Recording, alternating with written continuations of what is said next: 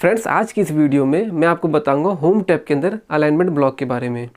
Alignment block के अंदर wrap text क्या होता है, मर्ज एंड सेंटर क्या होता है, टॉप लाइन क्या होता है, ओरिएंटेशन क्या होता है, इंडेंट क्या होता है, इन सारी चीज़ों को डिटेल में समझाऊंगा। फ्रेंड्स, मेरा नाम आकाश जायसवाल है और स्वागत है आपका मेरे YouTube channel advanced Excel Gurukul में।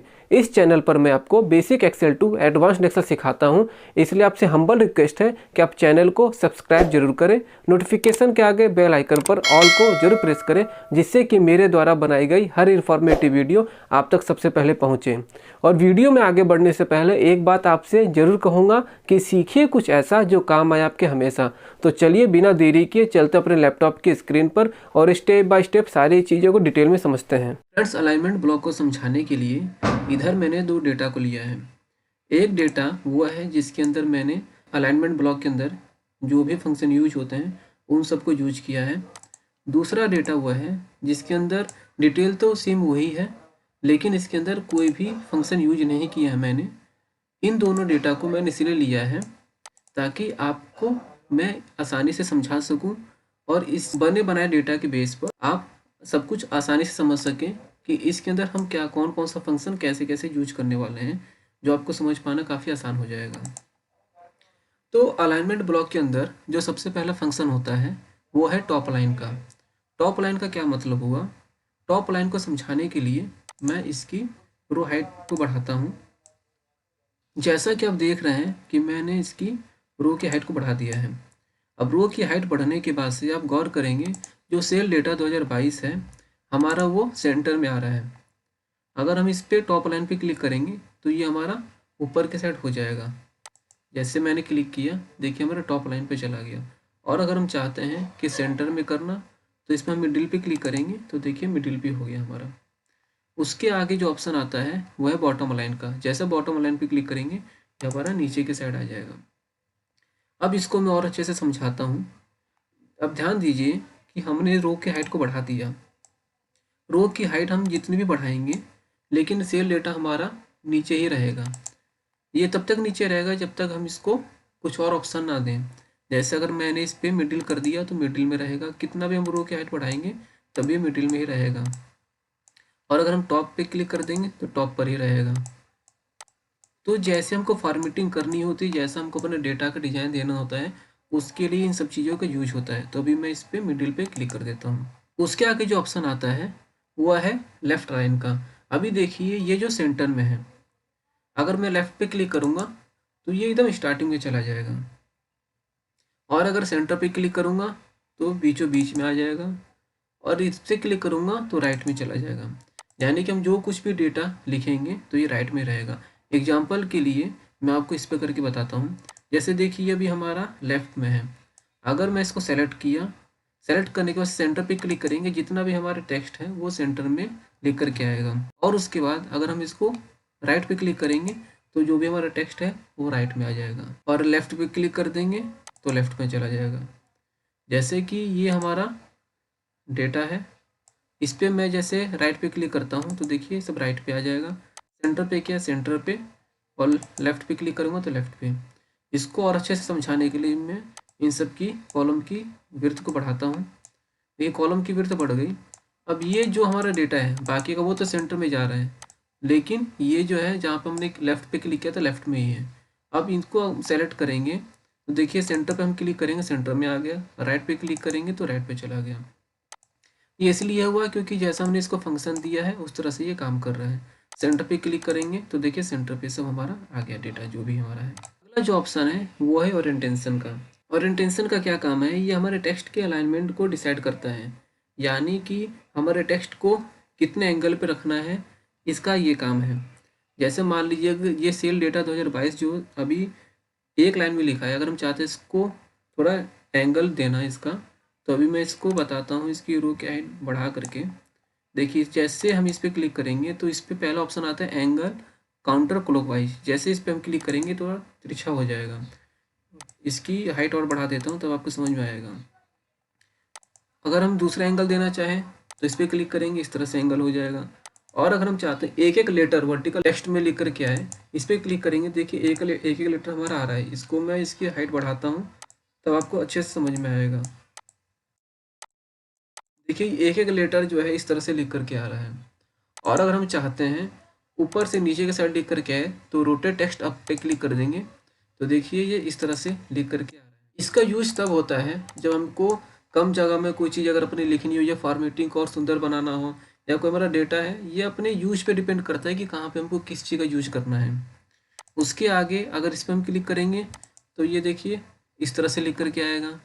उसके आगे जो ऑप्शन होता है फॉर्मेट सेल अलाइनमेंट का, इसमें ये होता है, इसमें भी ओरिएंटेशन का यूज होता है। जैसे हमको अपना अलाइनमेंट करना है, जितनी डिग्री पे हमको करना है उतनी डिग्री पे हम क्लिक करके इसको करके छोड़ सकते हैं। और बाकी ये जो ऑप्शन है हॉरिजॉन्टल का, वर्टिकल का, ये अभी मैंने आपको बताया है।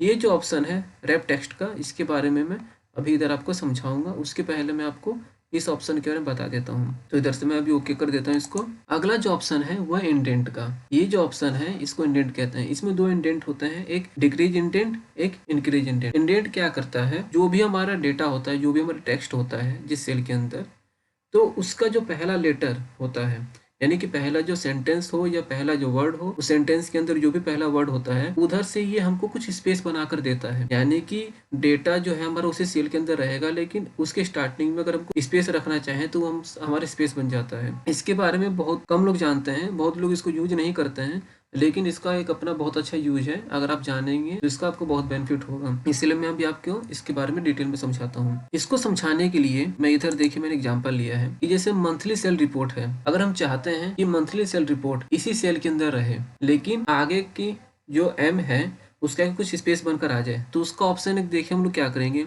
या तो उसके आगे हम मैनुअली खुद जा करके जो है इस कीबोर्ड से स्पेस बार प्रेस करके और हम स्पेस दे देंगे तो ये हमारा स्पेस बन जाएगा इधर से। उसके आगे ये हमारा देखिए इधर स्पेस बन गया।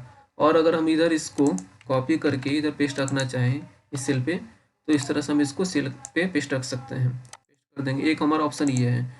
लेकिन इसमें क्या नुकसान है कि ये जो स्पेस हमने दबाया है, प्रेस किया है, इसके आगे ये स्पेस बन करके आ गया है। अगर आप इस पर ध्यान देंगे तो देखिए इतना स्पेस दिखा रहा है, इतना स्पेस है। यानी कि हम इसके अगर ऊपर अगर कुछ भी हम दूसरा कुछ टाइप करेंगे इस सेल में, तो ये स्टार्टिंग से ही होगा, टाइप होगा। जैसे मैं दिखाता हूँ आपको, देखिए मंथली अगर मैंने किया, देखिए स्टार्टिंग से ही लिख करके आ रहा है, ये स्टार्टिंग से लिख कर आ रहा है। कि मैं चाहता था जहाँ से मैंने ख़त्म किया है मंथली को, जहाँ पे लिखा वहाँ से लिख करके आए, लेकिन ऐसा नहीं, क्योंकि इसको हमने उसके आगे स्पेस को जो है बना के रखा हुआ है, वो हटा नहीं उसमें से। इसलिए भी अभी मैं कंट्रोल जेड दबा करके अंडो कर देता हूँ और फिर आपको समझाता हूँ। पहले मैं इसका स्पेस ख़त्म करता हूँ। देखिए इधर हमने स्पेस ख़त्म कर दिया। अब आप ध्यान देंगे जैसे हमने स्पेस पर ख़त्म किया है तो ये जो एरो का निशान बना हुआ है उसके आगे से लिख करके आ गया है। लेकिन हम चाहते हैं, एरो तो बना रहे हैं, लेकिन जब भी अगर हम कुछ और डेटा लिखें इसके आगे तो उधर से लिख करके ना आए। तो इसके लिए हम क्या करेंगे, देखिए इंक्रीज इंडेंट पे जब क्लिक करेंगे तो हमको ऑटोमेटिकली कुछ स्पेस बना के देगा। ये हमको स्पेस बना के दे रहा है। लेकिन अगर अब हम इस पर डबल क्लिक करेंगे तब ध्यान देंगे कि ये जो है आगे स्पेस नहीं बन करके आ रहा है। तो इसलिए इसका क्या बेनिफिट होता है कि अगर हमको कुछ लोगो देना है या कुछ सिंबल देना है अपने किसी टेक्स्ट के आगे, तो इसके थ्रू हम इंक्रीज इंडेंट और डिक्रीज इंडेंट के थ्रू हम कर सकते हैं। अगर डिक्रीज करना हो, कम करना हो, तो इसमें हम क्लिक कर देंगे तो देखिए कम हो जाएगा, उसी टेक्स्ट के अंदर है। इसका बेनिफिट एक और भी है कि ये देखिए बढ़ तो रहा है, लेकिन ये दूसरे सेल के अंदर नहीं जा रहा है, ये बस दिखाई दे रहा है इधर, लेकिन दूसरे सेल में ये नहीं जा रहा है। इधर से अगर हम इसकी कॉलम की विड्थ अगर बढ़ाते हैं तो आप ध्यान देंगे ये सेल नंबर I3 के अंदर ही है, ये दूसरे सेल के अंदर नहीं गया है। तो इसका एक बेनिफिट ये भी हमको मिलता है। इसी तरह से अगर रेवेन्यू वाले पे अगर हम करना चाहें, इधर से मैंने कंट्रोल C दबा के कॉपी किया, इधर आके हमने पेस्ट कर दिया। अब जब हमने पेस्ट किया तो देखिए आप एरो की वजह से रेवेन्यू इधर से ढक गया है, लेकिन हम चाहते हैं ढक करके ना आए, उसी सेल में रहे लेकिन बढ़ जाए। तो क्या करेंगे, इस पर इंक्रीज इंडेंट कर देंगे तो देखिए इधर से ये हमारा बढ़ गया है। और इस पर फिर अगर हम क्लिक करेंगे तो देखिए डिक्रीज हो जाएगा।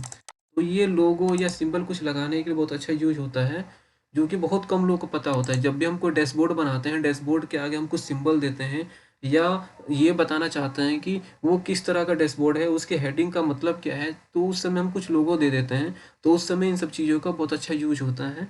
इसलिए मैंने आपको बताया कि आप जाने रहेंगे तो आपको काम करना काफ़ी आसान हो जाएगा। अब जो ऑप्शन है उसको कहते हैं रैप टेक्स्ट। रैप टेक्स्ट एक बहुत अच्छा फंक्शन है। इसको समझाने के लिए इधर आप देखिए, जो एम्प्लॉय परफॉर्मेंस रिपोर्ट लिखा हुआ है, ये लिखा है हमारे कॉलम आई में, लेकिन ये पूरा शो नहीं हो रहा है। हम चाहते हैं कि हमारे कॉलम की विड्थ ज़्यादा ना बढ़े, लेकिन उसके बावजूद भी हमको ये दिखाई दे।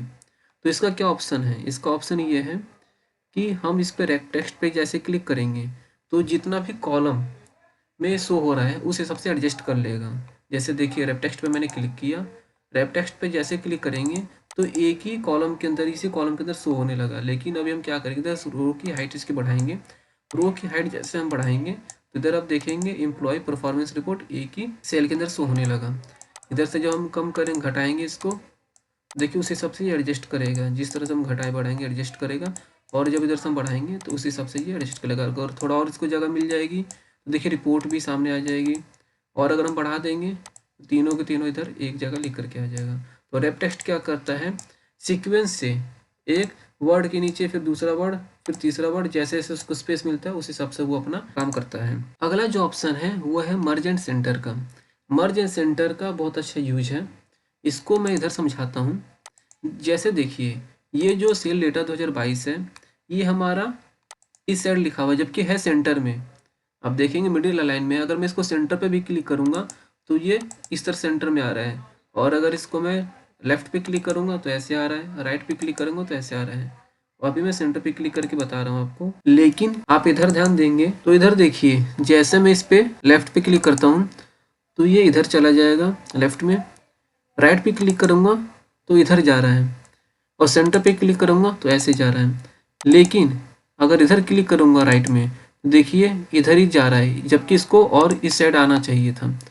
ये इस साइड नहीं आ रहा है। क्यों नहीं आ रहा है? क्योंकि इसके अंदर हमने कॉलम नंबर ए से लेकर के कॉलम नंबर जी, ये जो एक कॉलम है जो पहले नंबर की रो है, इसको हमने एक में मर्ज कर दिया यानी मिला दिया है। तो मर्ज एंड सेंटर क्या करता है, ये कई सारे कॉलम कई सारे सेल को एक में मर्ज कर देता, मिला देता है। तो इसके लिए हम क्या करेंगे, जहाँ तक हमको इसको मर्ज करना मिलाना है उसको पूरा सेलेक्ट करेंगे। सेलेक्ट करने के बाद से मर्ज एंड सेंटर पे हम क्लिक कर देंगे तो देखिए एक में मर्ज हो गया यानी कि मिल गया। दूसरा ऑप्शन ये है मर्ज अक्रॉस का। पहले मैं इसको मर्ज एंड सेंटर को हटा देता हूँ। देखिए हमने मर्ज एंड सेंटर को हटा दिया। अगर हम चाहते हैं कि ये मर्ज तो हो जाए लेकिन सेंटर में ना रहे, एक जगह लेफ्ट में रहे, तब हम उस पर क्लिक करेंगे मर्ज अक्रॉस से, जो मर्ज हो जाएगा लेकिन ये लेफ्ट में है। फिर अगर हम सेंटर करना चाहें सेंटर पे क्लिक कर देंगे, और राइट करना चाहे तो राइट पे क्लिक कर देंगे। अभी मैं सेंटर पे क्लिक कर देता हूँ, फिर मैं इसको मर्ज एंड सेंटर को हटा देता हूँ। फिर तीसरा जो ऑप्शन है वो है मर्ज सेल्स का। मर्ज सेल्स में भी जो है मर्ज ही होता है ये, और उसके आगे जो चौथा ऑप्शन है वो अनमर्ज सेल्स का है। तो देखिए इस पर क्लिक कर दिया तो अनमर्ज हो गया। अभी मैं इसको फिर से मर्ज एंड सेंटर पे क्लिक कर देता हूँ। फ्रेंड्स, अलाइनमेंट ब्लॉक के अंदर जो भी फंक्शन है उसको मैंने आपको समझा दिया है, लेकिन और अच्छे से समझाने के लिए एक बार मैं इसको फिर रिपीट कर देता हूँ। देखिए हम इसको क्या करेंगे, इसको हमने मर्ज एंड सेंटर कर दिया है, उसके आगे जो इस तरह से हमने टेक्स्ट को अलाइनमेंट किया है, इसके लिए हम क्या करेंगे, इसको जहाँ तक हम अलाइनमेंट करना है इसको पहले हम सेलेक्ट कर लेंगे। सेलेक्ट करने के बाद से मर्ज एंड सेंटर पे हम क्लिक कर देंगे तो देखिए ये एक जगह मर्ज हो गया है। उसके आगे ओरिएंटेशन पे हम आएंगे। ओरिएंटेशन पे आने के बाद से जो रोटेट टेक्स्ट अप का ऑप्शन है इस पर क्लिक करेंगे तो देखिए इस तरह से सेम इस तरह से ये ओरिएंटेशन इसकी बन गई है। अब इसकी मैं जो कॉलम की विड्थ को मैनेज कर लेता हूँ। अब इधर अगर आप ध्यान देंगे तो सेल इन अमाउंट जो है एक में मर्ज है, ये चार जो कॉलम है एक में मर्ज हो रखे हैं। तो इसको मर्ज करने के लिए हम क्या करेंगे, ऐसा फॉर्मेट बनाने के लिए इसको हम पूरा सेलेक्ट करेंगे। सेलेक्ट करने के बाद से मर्ज एंड सेंटर पे फिर हम क्लिक कर देंगे, देखिए एक में ये मर्ज हो गया है। उसके आगे जो सीरियल नंबर और एम्प्लॉय नेम है, ये ऐसा बनाने के लिए हम क्या करेंगे, ये जो दो रो है इन दोनों को हम एक में मर्ज कर देंगे। उसके एम्प्लॉय नेम और इस सेल को हम इसमें एक में मर्ज कर देंगे। तो इस तरह से आप ध्यान देंगे, देखिए हमने एक में इसको मर्ज कर दिया है और इस तरह से हमारा फॉर्मेट बन करके ये रेडी हो गया है। जैसा मैं आपको समझाना चाहता था उस तरह से मैंने ये फॉर्मेट आपको बना दिया है। देखिए इसको हम थोड़ा आगे इधर इस तरह बढ़ा देंगे और उसके आगे पे इसको हम इधर से इस तरह से कर सकते हैं। उसी तरह से इस पर हम क्लिक कर देंगे, हम कॉलम चाहते हैं।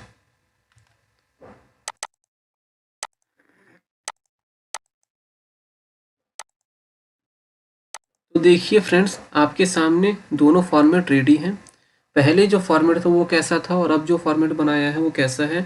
तो ये सारा का सारा खेल जो फॉर्मेटिंग का है कि किस तरह से हम अपने डेटा को दिखाना चाहते हैं और डेटा को वैसा बनाने के लिए कौन कौन सा फंक्शन की ज़रूरत पड़ती है, यही इस वीडियो में मैंने आपको बताया है। आप इसको एक दो बार जरूर प्रैक्टिस कीजिएगा, आपके समझ में आएगी, क्योंकि प्रैक्टिस जब आप करेंगे तो बहुत सारे डाउट आपके ऑटोमेटिक क्लियर होंगे। उम्मीद करता हूँ कि मेरे द्वारा दी गई नॉलेज आपके समझ में जरूर आई होगी। अगर कुछ समझ में ना आया हो तो वीडियो को 2-3 बार जरूर देखिएगा, आपके समझ में जरूर आएगी। और प्रैक्टिस जरूर कीजिएगा, प्रैक्टिस करने से चीजें आपको काफी आसानी से समझ में आ जाएंगी। वीडियो अच्छी लगी हो तो इसको लाइक और शेयर जरूर कीजिएगा, चैनल को सब्सक्राइब जरूर कीजिए, नोटिफिकेशन के आगे बेल आइकन पर ऑल को जरूर प्रेस कीजिएगा। और अगर एक्सेल से रिलेटेड आपको कोई डाउट हो या कोई क्वेरी हो तो आप कमेंट बॉक्स में जरूर कमेंट करके मुझसे पूछिए, मैं कोशिश करूंगा कि आपकी इस क्वेरी का जवाब देने का। तब तक अपना ख्याल रखिए और कुछ ना कुछ नया सीखते रहिए। मिलते हैं आपसे अगली वीडियो में।